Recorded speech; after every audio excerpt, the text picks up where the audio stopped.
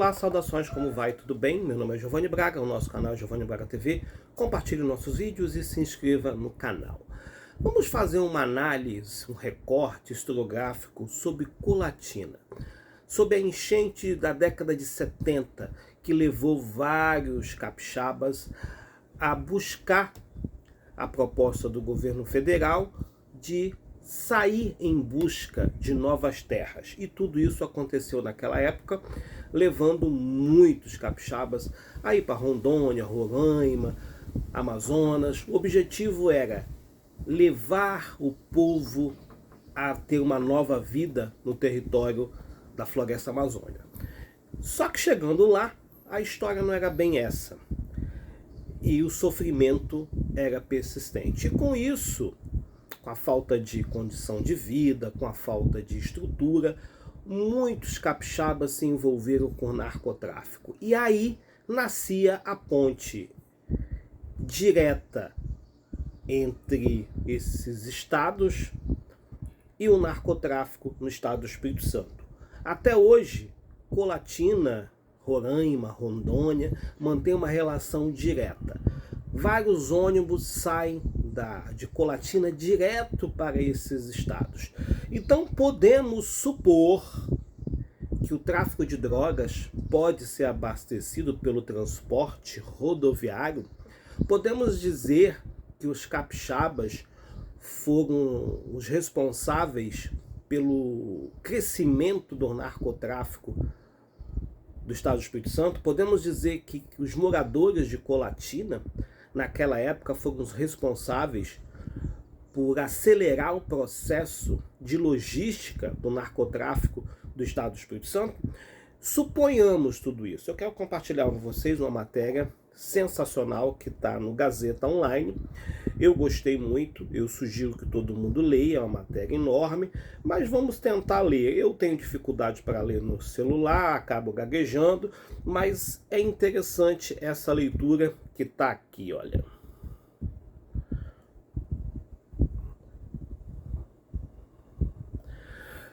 Vamos ler. Capixabédia, acho que é Capixabapédia, acho que é isso. Como enchente em Colatina criou a maior rota de tráfico de drogas do Sudeste. Então, quer dizer, Colatina é responsável pela aceleração do tráfico de drogas dentro do Brasil. Inundações em 1979 na cidade de Capixaba levaram milhares de pessoas para Rondônia, onde havia distribuição de terras. Proximidade com a Bolívia, ali pertinho, onde o tráfico ocorre solto, facilitou o surgimento da rota do tráfico. Essa reportagem é de Rafael Silva, parabéns, publicada em 14 de 1 de 2023. Enfim, então podemos supor que quem mora em Colatina, o capixaba é responsável por tudo isso. Agora vamos imaginar a enchente de 1979. Não tinha celular, televisão, a comunicação era muito difícil. As pessoas ficaram ilhadas. Hoje em dia, tudo que você faz, sai uma matéria em Colatina, tudo que acontece, você faz um vídeo, já posta, todo mundo está sabendo. Mas naquela época, não. Naquela época, tudo era muito mais difícil e tudo muito mais fácil para o narcotráfico. A droga, naquela época, circulava com muito mais intensidade.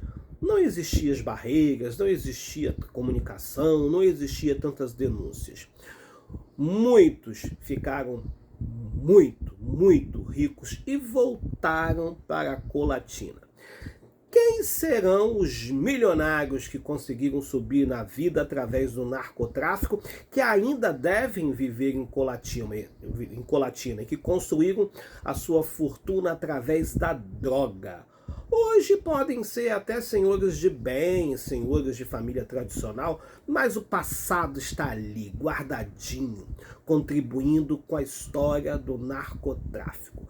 Seguiremos a nossa leitura. A manifestação mais famosa da teoria do caos, que ajuda a compreender a formação do universo, é o efeito borboleta. Resumidamente, ela atesta que uma ação inicial, ainda que pequena ou despretensiosa, pode ocasionar fenômenos de grande magnitude.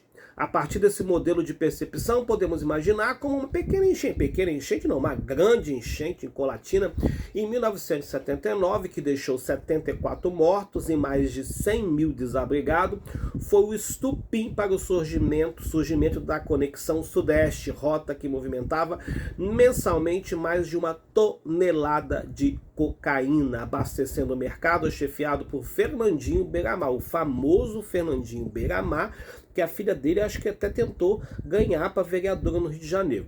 É um dos traficantes mais conhecidos do país, está vivo ainda.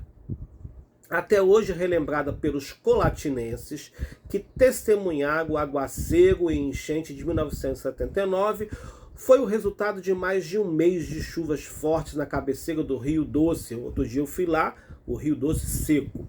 Em uma época em que a comunicação ainda não tinha um alcance tão grande quanto hoje, milhares de pessoas foram atingidas por não conseguirem pedir ajuda. Não tinha televisão, não tinha nada. Tinha televisão, tudo muito difícil. O telefone não funcionava. Imagina naquela... Se hoje é difícil, imagina naquela época. Aí tem aqui, foi uma noite de horror. Quem diz isso é Zilton Lopes. Aí o Zilton Lopes, que é artesão, tinha 29 anos na época, ele diz: foi uma noite de horror. Naquela época não tinha telefone direito, não tínhamos como receber ou dar notícia. Além disso, ficamos com medo da água levar a ponte, porque aí não teríamos passagem e a destruição seria ainda maior. Zilton Lopes, na época eu tinha 29 anos. Além da chuva, a época era de baixa no mercado do café, principal atividade econômica da região. Se antes do dilúvio o cenário já era de crise para muitos moradores do Noroeste, depois da enchente, como muitos perderam tudo que tinham, a situação ficou ainda pior. Foi então que um programa, na época, Habitação da Amazônia, do então governo militar, surgiu como principal esperança para a reconstrução da vida das pessoas. Desde o final dos anos 1960, os militares defendiam a ocupação da Amazônia com o famoso slogan: integrar a Amazônia para não entregar. Você vai morar ou entrega para as outras pessoas. Os projetos integrados de colonização, organizado pelo Instituto Nacional de Colonização e Reforma Agrária, INCRA, incentivavam as imigrações com a doação de terras ou empréstimos de recursos para o desenvolvimento da agricultura e da pecuária. Efetivamente, foi só a partir de 75, quando eu estava nascendo, após tentativas fracassadas, que a mobilização passou a ter resultados expressivos. Aí tem Colatina aqui, ó, 1979, a cheia, a chuva. Quem quiser vai lá e vê melhor a foto, tá? A água invadiu o centro de Colatina, todo mundo já sabe. Para comparação, o censo de 1980 do IBGE registrou 32.765 capixabas que foram morar em Rondônia. E aí foram chegando lá, se decepcionaram e aí foram levados por narcotráfico. E aí a droga comeu solta e eles ficaram trilionários, suponho eu. Então teve esse registro. Em 1991, esse número saltou para 75.668 e atingiu 83.480 no censo de 2000, já está mais próximo. No último censo de 2010, o número caiu para 69.584. O que esse pessoal todo de Colatina vai fazer lá? O que tem de tão gostosinho pro colatinense ir lá para Rondônia, hein? Apesar da expectativa de que ele tenha voltado a crescer, se todos eles morassem no mesmo município, por exemplo, equivaleria à 12ª mais populosa do Espírito Santo, posto ocupado por Nova Venécia, com 50.751 moradores. Vamos ver se tem algum áudio aqui.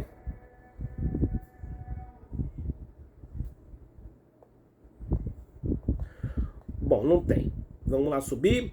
O fluxo foi tão grande que até hoje Colatina conta com uma linha direitinha, sai direta uma linha direta de ônibus até Porto Velho, em Rondônia, em uma viagem que atualmente leva 48 horas, mas que na época chegava a durar uma semana.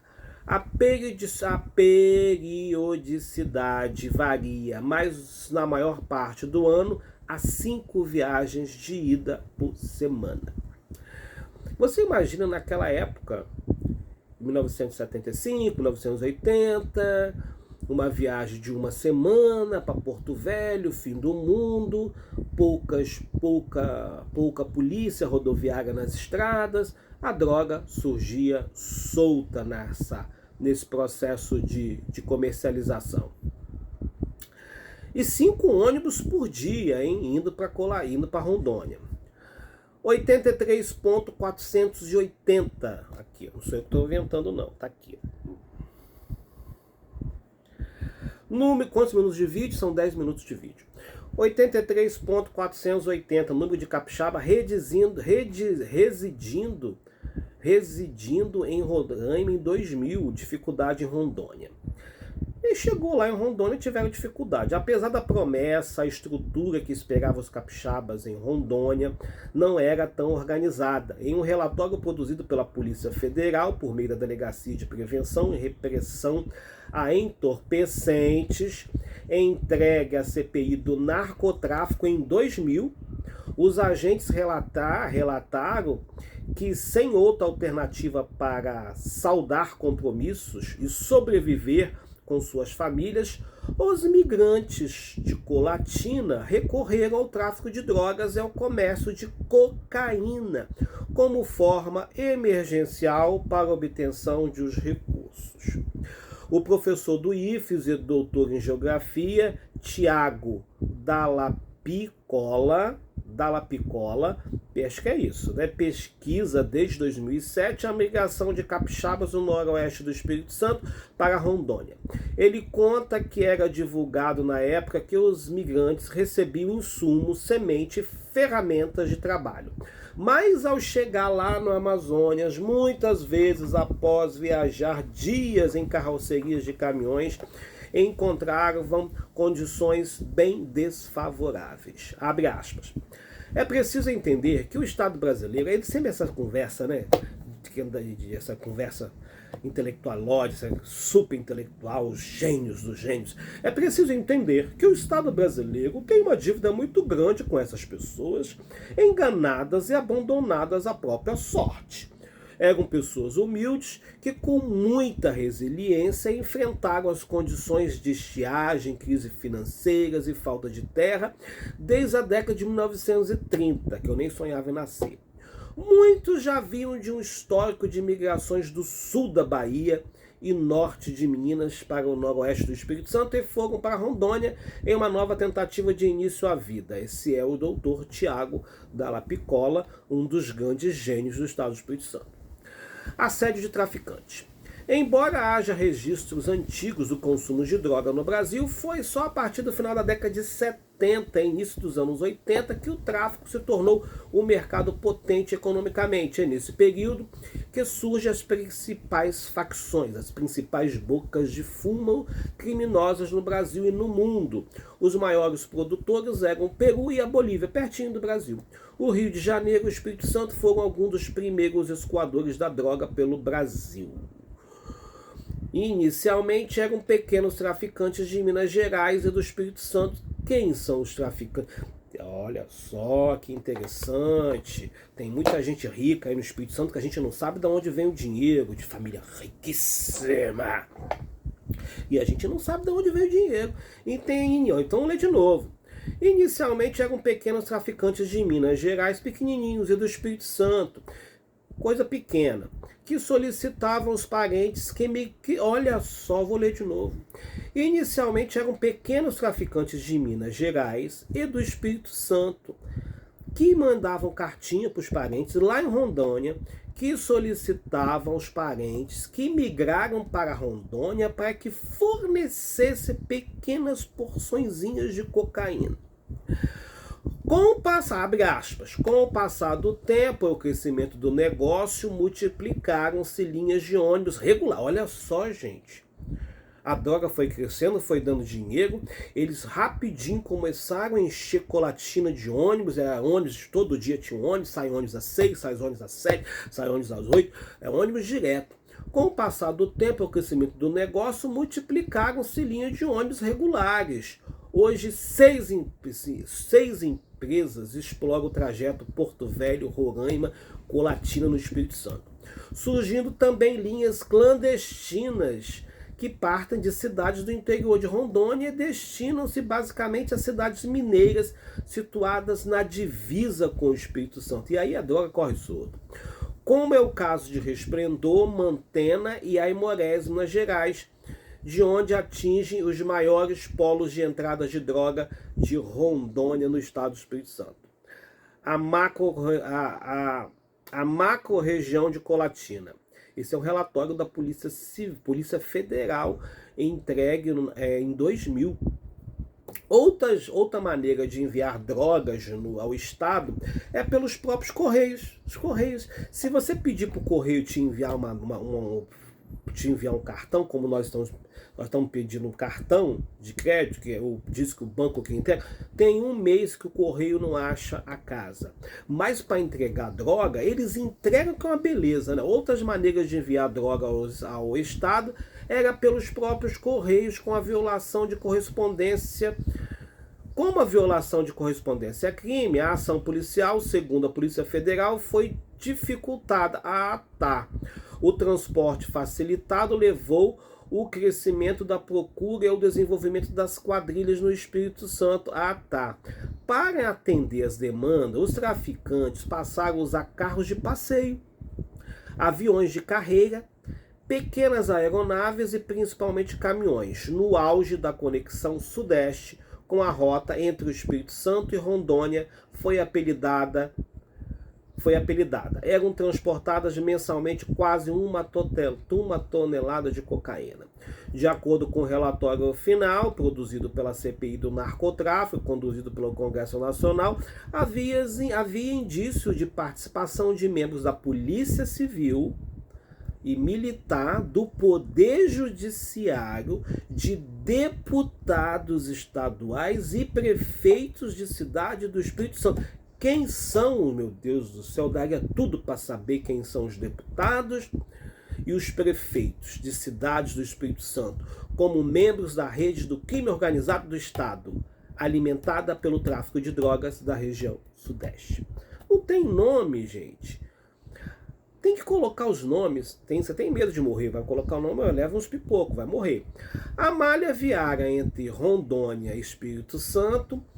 A malha viária entre Rondônia e Espírito Santo, há a possibilidade de escoamento pelo Porto de Vitória, além do número de pistas de pouso clandestino no estado. Onde estão essas pistas? Coloca o território capixaba como alternativa natural para os grupos estrangeiros. Chefões do tráfico no Espírito Santo. Essa aqui é boa. Entre os dois principais chefes do tráfico de droga no estado, atores da Conexão Sudeste, estavam o empresário não vou nem falar o nome desse homem. Tá aqui, ó. Aqui, ó, gente, para não falar que fui eu, para ele não querer me matar depois. A família não querer me pegar.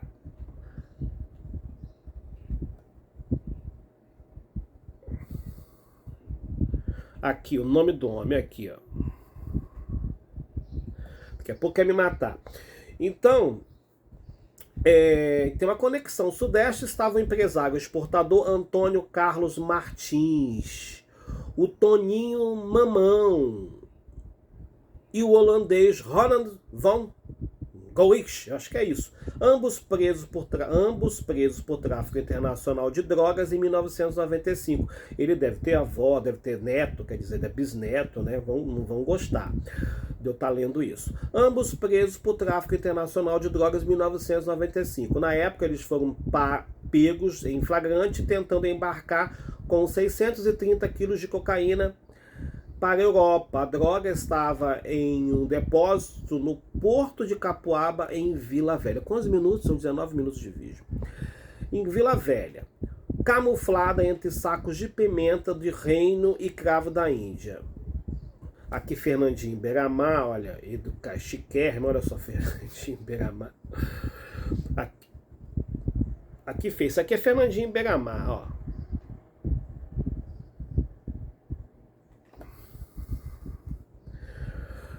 O outro que fixou base no Espírito Santo foi então o líder do Comando Vermelho, principal facção criminosa do Rio de Janeiro, Fernandinho Beiramar. O traficante levava o dinheiro do tráfico da cidade de Guarapari e Alfredo Chaves, construindo imóveis e investindo em pequenas empresas.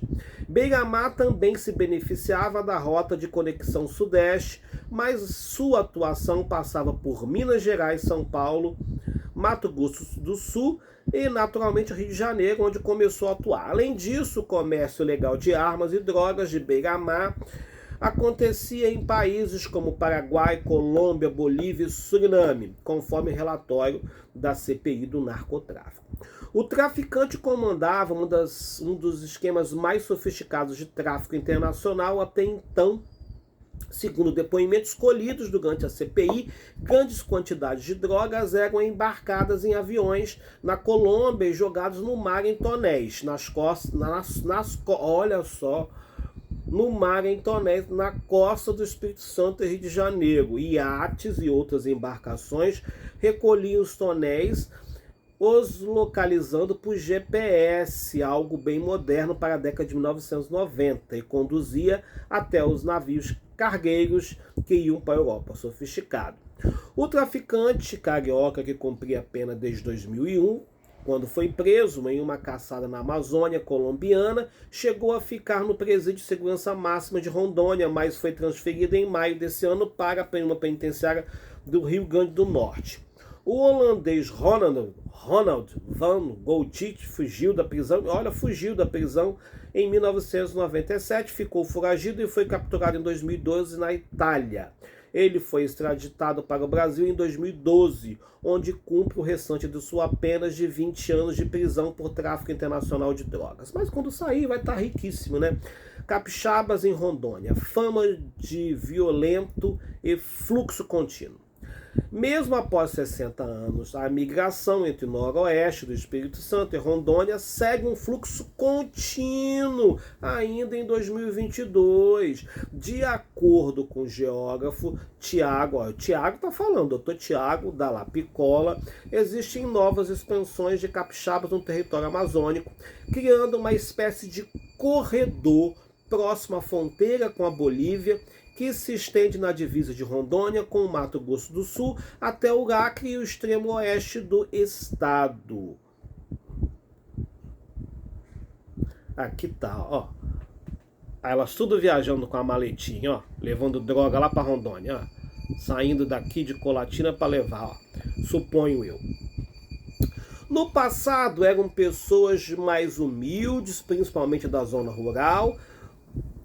Nas nossas últimas visitas a campo, identificamos o surgimento de novos perfis de capixabas, com um padrão de vida consolidado, claro, ficaram ricos, que continuam buscando novas áreas para expandir seus negócios.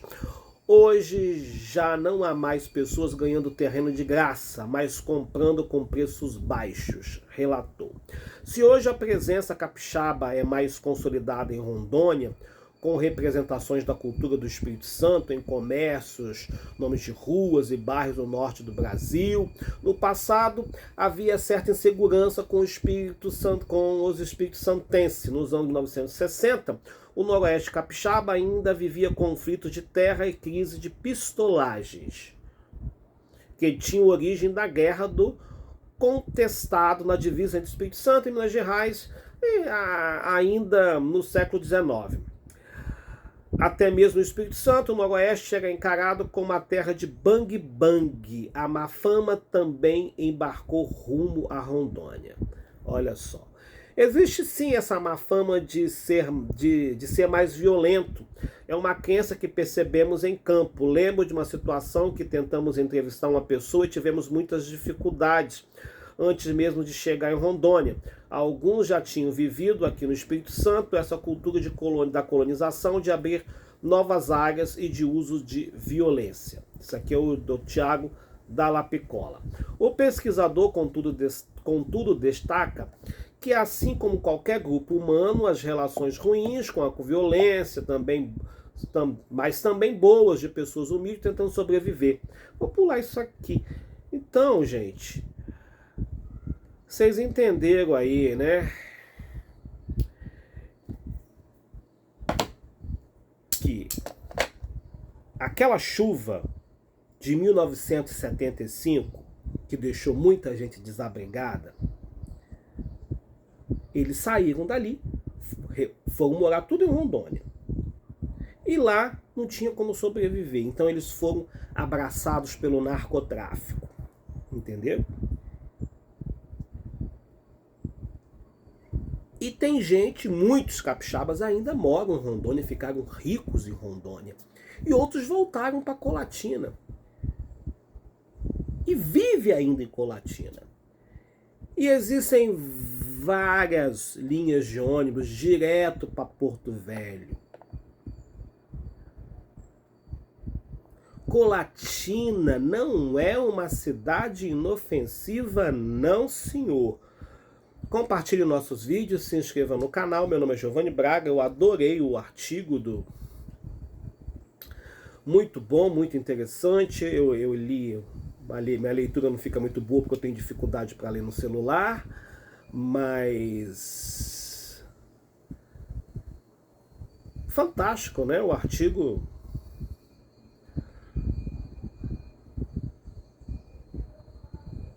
tá aqui. Vale a pena fazer a leitura. Rafael Silva, essa matéria dele. O doutor em geografia, cadê o doutor em geografia? Tiago, parabéns, doutor, pela UFES. Tiago Dalla Piccola, fabuloso. Gostei muito. Enfim, Colatina, quem diria, hein? Colatina, olha só, vamos ficar de olho em Colatina, né? E por que ainda tem tantas linhas de ônibus que saem de manhã, saem de tarde, na hora do almoço, na hora do café da tarde, de madrugada, tantos ônibus que vão direto para Porto Velho? Compartilhe nossos vídeos e se inscreva no canal. Meu nome é Giovanni Braga, até mais, obrigado.